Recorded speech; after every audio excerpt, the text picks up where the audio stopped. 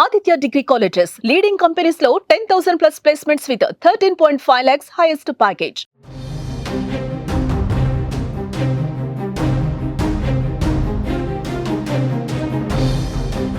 ఆంధ్రప్రదేశ్ తిరుపతి జిల్లాలోని సతీష్ ధావన్ అంతరిక్ష కేంద్రం షార్ కు బాంబు బెదిరింపు కాల్స్ తీవ్ర కలకలం రేపింది. షార్ లో బాంబు పెట్టామంటూ గుర్తు తెలియని దుండగుడు తమిళనాడు చెన్నైలోని సిఐఎస్ఎఫ్ కమాండ్ కంట్రోల్ సెంటర్ కు కాల్ చేశాడు. వెంటనే అప్రమత్తమైన సిఐఎస్ఎఫ్ బలగాలు శ్రీహరికోటలో తనిఖీలు చేపట్టాయి. షార్ కేంద్రంలో బలగాలు అణువణువునా గాలించాయి.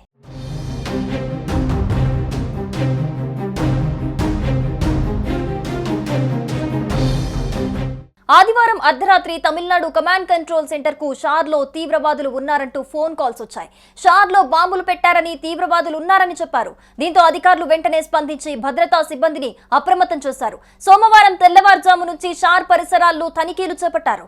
సిఐఎస్ఎఫ్ బలగాలు బృందాలుగా ఏర్పడి షార్ చుట్టుపక్కల గాలించారు. నెల్లూరు జిల్లా పోలీస్ యంత్రాంగం అప్రమత్తమైంది. సముద్ర మార్గాల్లో కోస్టల్ గార్డ్స్ కూడా తనిఖీలు చేశారు. స్థానిక పోలీసులు షార్ మొదటి గేటు, ఉద్యోగుల కాలనీలో విస్తృతంగా తనిఖీలు చేపట్టారు.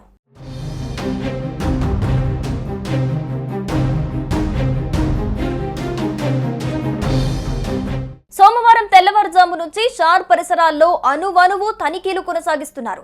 సిఐఎస్ఎఫ్ బృందాలు, పోలీసు బలగాలు పాల్గొన్నాయి. సముద్ర మార్గాల్లోనూ తీర ప్రాంత రక్షణ దళాలు తనిఖీలు చేపట్టాయి. నాయుడుపేట డీఎస్పీ చెంచుబాబు ఆధ్వర్యంలో పోలీసులు పాల్గొన్నారు. తనిఖీల అనంతరం బెదిరింపు ఫోన్ కాల్ ఆకతాయిలు చేసిన పనిగా భద్రతా బలగాలు తేల్చాయి. ఇలాంటి బాంబు, అనుమానాస్పద వస్తువులు లభ్యం కాకపోవడంతో ఫేక్ కాల్ గా నిర్ధారించారు అధికారులు.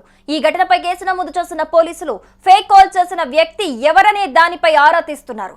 బాంబు బెదిరింపు నేపథ్యంలో షార్ వద్ద సిఐఎస్ఎఫ్ భద్రతను కట్టుదిట్టం చేశారు. షార్ ఉద్యోగులు, సిబ్బందిని తనిఖీ చేసిన తర్వాతే లోపలికి అనుమతిస్తున్నారు.